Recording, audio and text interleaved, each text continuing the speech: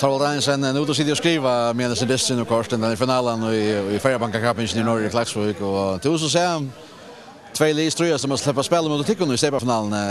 Vad damer där att det är SU som till möter semifinalen? Jo, det är spännande. Jag vant att det är spännande. Alltså det kunde jo, det var SU som jag hade alltid varit ivrig i det som det och det var jag var inte bara vant att det för några vinna finalen och 3-0 det var nog så för det. Men det skulle vara spännande till att SU vill ha och flera så vi gör det där ju så. Så det var en testfinal det var det. Det kan försöka göra det kan om det blev SU eller fler. Ja, för jag skulle mycket vi skulle bara vinna så om det är SU eller fler det lugnar inte.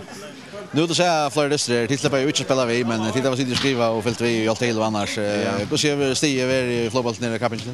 Jo, det är väl högt men det är så chilla vi det inte spela själva alltid alltså. Vi är så fall i förvägen och så sen löj men jag jo så är det högt alltid alltså. Det är goligt. Det är ju det är farligt alltså. Det blir roligt jämnt upp nästan alltid.